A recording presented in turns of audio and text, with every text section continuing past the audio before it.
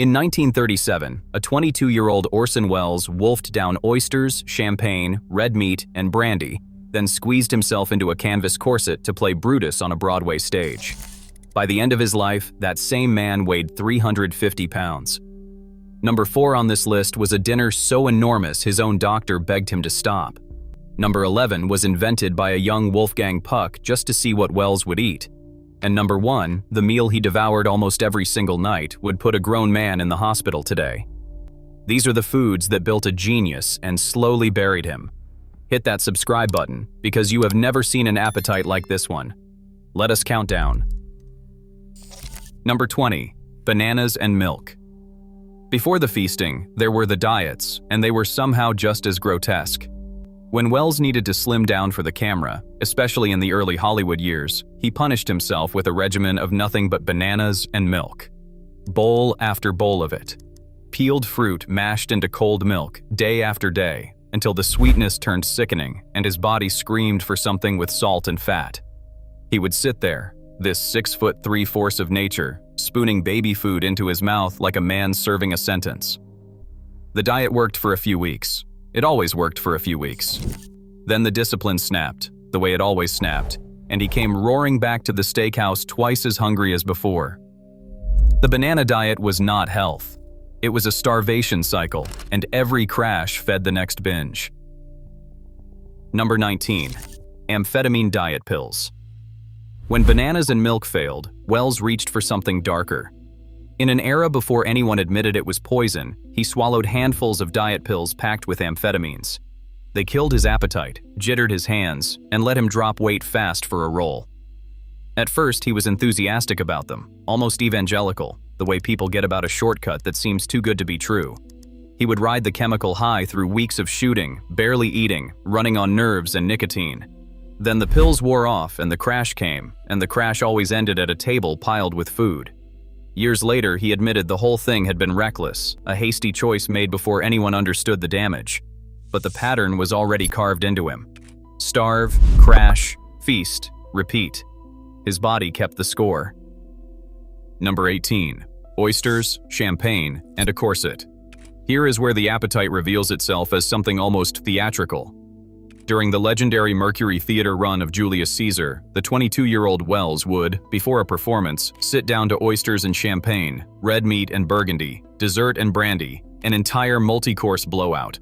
Then, groaning, he would lace himself into a canvas corset and walk out to play the noble Brutus in front of a packed house. Picture it. A young man at the peak of his physical beauty, already eating like a Roman emperor, cinching his own belly into fabric and whalebone just to fit the costume. The corset was not a metaphor. It was a real garment holding in a real body that food was already beginning to reshape. He was 22, and he was already at war with his own waistline. He was already losing.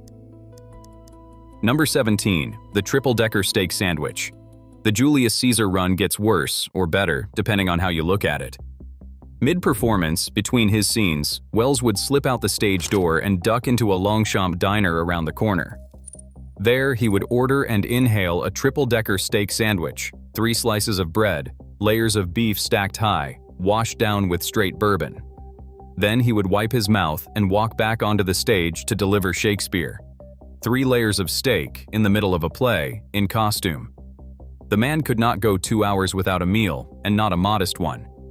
Other actors sipped water and rested their voices in the wings. Welles was around the block demolishing a sandwich the size of a brick and chasing it with liquor, then hitting his mark like nothing had happened. The stamina it took to eat like that and perform is genuinely staggering. Number 16, steaks and muffins from the director's chair. When Welles directed, he did it with a fork in his hand. During rehearsals for The Shoemaker's Holiday, his second Mercury hit, he perched at a table down in the stalls and ran the entire production while eating. Witnesses describe him roaring out instructions and mock abuse at his actors while he chomped through steaks and muffins and swilled brandy between commands. These were not gentle suggestions. Welles gave orders, and he gave them with his mouth full. The image is almost comic. A young theatrical genius bellowing, "Now!" at terrified cast members, grease on his fingers, a plate of red meat and a plate of muffins in front of him, a glass of brandy at his elbow. Directing and dining had fused into a single act. He simply could not separate the work from the food.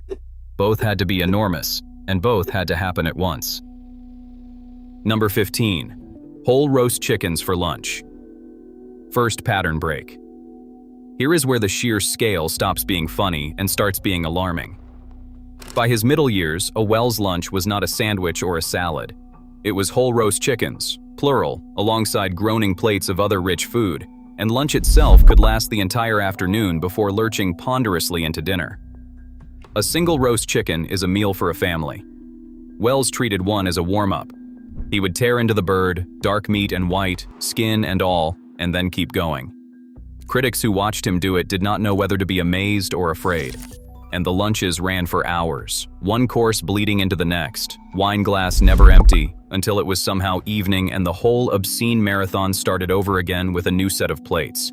This was the rhythm of his adult life. There was no meal that ended. There was only the next one beginning. Number 14. Cold plates of foie gras. Foie gras is one of the richest foods on earth, fattened liver so dense that most diners eat it in slivers the size of a coin. Wells ate it by the plate. It appeared at his lunches and dinners as a matter of routine, whole slabs of it, that buttery, almost custardy fat melting on the tongue and coating everything in a heavy golden richness. For a normal person, a few bites of foie gras is a decadent indulgence you talk about for a week. For Wells, it was a Tuesday. He craved that concentrated fat the way other people crave water, and he had the palate and the money to get the best of it. The problem is that foie gras is essentially a diseased organ engineered to be as fatty as possible, and Wells was ordering it in portions built for the whole table. His body absorbed every gram. Number 13. The industrial bag of Fritos. This one is the saddest, and it tells you everything. While filming The Other Side of the Wind in 1973, Wells was left alone on set with his friend Peter Bogdanovich when the crew broke for lunch. Bogdanovich watched him tear open an industrial-sized bag of Fritos, the giant kind, and start shoveling corn chips into his mouth by the fistful. When Bogdanovich reacted, Wells delivered the line that defined his whole relationship with food.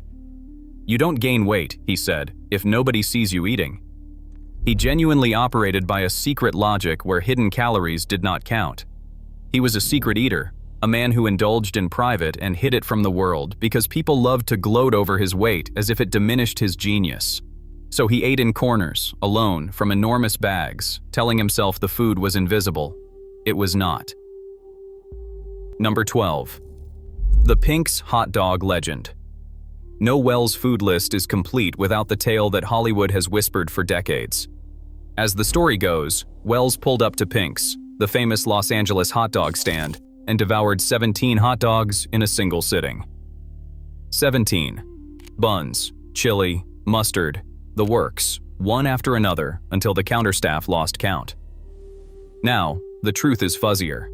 Wells was a real and enthusiastic Pink's customer, but as a secret eater, he almost certainly did not stage a public 17-dog binge. One version has a chauffeur ferrying the goods out to a waiting car so nobody could watch. The number is probably inflated by people who wanted the legend to be as big as the man. But here is what matters. The story stuck because it felt true. Nobody told this tale about any other star, because with anyone else it would have been absurd. With Wells, it was almost believable. Number 11. Truffle-stuffed sausages. First California break. In his final decade, Wells found a home at Ma Maison, the Melrose Avenue restaurant where a young chef named Wolfgang Puck was quietly inventing California cuisine. And Puck used Wells as a test subject. Whenever Puck dreamed up something new and outrageous, he tried it on Wells first, because Wells would eat anything ambitious and tell him the truth. One of those experiments was sausage stuffed with truffles, links of rich ground meat shot through with the earthy, almost hallucinogenic perfume of black truffle. It was decadence squared, the humble sausage elevated with the most expensive fungus on the planet. Wells adored it. Puck kept it on the menu because the Great One approved. Think about that. One of the most influential chefs in American history built early dishes around what would satisfy Orson Welles, because Wells was the ultimate appetite, the one palate big enough and bold enough to justify the extravagance. Number 10. Warm lobster salad. Another Ma Maison creation Puck tried out on Wells was a warm lobster salad. Tender chunks of lobster in a dish that would go on to become wildly popular precisely because Wells ate it first and loved it. There is something perfect about this. The most demanding eater in Hollywood was functioning as an unpaid recipe developer for the restaurant that redefined West Coast dining.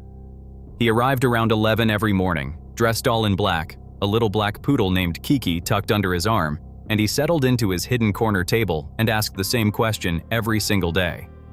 What is the special today? That ritual anchored his chaotic life. And whatever the special was, whatever new rich creation the kitchen was testing, it went to Wells. The warm lobster salad passed the test. His appetite was the quality control department for the birthplace of California Nouvelle Cuisine. Number 9. Poulet à la moutarde. The most famous dish Ma Maison ever made for Wells was poulet à la moutarde, a chicken smothered in a sharp, creamy mustard sauce that chef Patrick Terrail created with the Great One specifically in mind. It was so good that Wolfgang Puck still prepares it on request at Spago in Beverly Hills to this day, decades later. Let that sink in. A dish invented to please Orson Welles outlived him by 40 years and became a legend in its own right. The mustard cut through the richness just enough to keep him coming back, the sauce clinging to every piece of chicken in a glossy, tangy coat. Welles paid attention to every detail of his food. He once scolded his friend Henry Jaglom for ordering the chicken salad, snapping that Jaglom did not even like it with all those capers. He knew the menu better than the waiters. This was a man for whom food was serious business. Number 8. Lamb tenderloin with Roquefort sauce. Puck's kitchen turned out a lamb tenderloin drowned in Roquefort sauce, and it was exactly the kind of thing Welles lived for. Roquefort is a blue cheese so pungent and salty it makes your eyes water, and Puck built it into a rich cream sauce and poured it over delicate lamb. The combination is a fat bomb, tender red meat and molten funky cheese in every bite, the sort of plate that feels indulgent in 3 forkfuls. Welles ate it as a matter of course. He came to Ma Maison so constantly, so reliably, day and night, that the restaurant essentially became his dining room. He held court, or rather hid, at his back table, while Jack Nicholson worked the patio out front. And plate after plate of this French Californian richness came out of the kitchen to the one man they could always count on to finish it and ask what was for dessert. Number 7. The trimmed entrecote and the double foie gras. Second pattern break. Here is the story that captures the whole tragedy in a single order. Late in life, Wells's doctor told him he had to moderate his diet, and Welles obeyed, sort of. He would arrive at Ma Maison and order an entrecote, a New York strip steak, carefully trimmed of all its fat, exactly as his doctor commanded. A healthy, responsible choice. And then he would start the meal with a double order of foie gras. Read that again.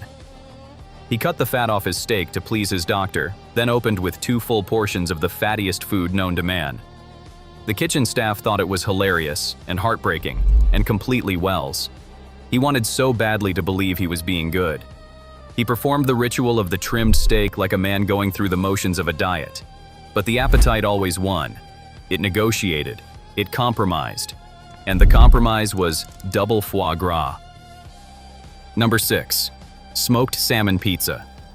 Wolfgang Puck's single most famous invention, the smoked salmon pizza that became a signature of Spago and got copied around the world, was born in this same orbit of California experimentation that Welles fed on daily. Silky cold smoked salmon draped over a warm crisp crust, often with creme fraiche and dill, a dish that sounds obvious now but was radical then. It is the kind of luxurious, rule-breaking creation that could only come from a kitchen where a chef felt free to try anything. And part of what made that kitchen fearless was a clientele that welcomed excess. Welles was the patron saint of that excess. Every rich, over-the-top, money-no-object dish that came out of that era owes something to the culture of indulgence he embodied. He did not just eat the food. He was the permission slip for the whole extravagant style of cooking that reshaped American restaurants. Number 5. The 5-course marathon. Welles did not eat meals so much as endure sieges of food, and the most legendary was a single-sitting biographer's documented in detail. At one meal, he consumed 5 copious courses, 2 full bottles of red wine, and many glasses of 50-year-old cognac. 5 courses, 2 bottles. endless cognac. This was not a special occasion.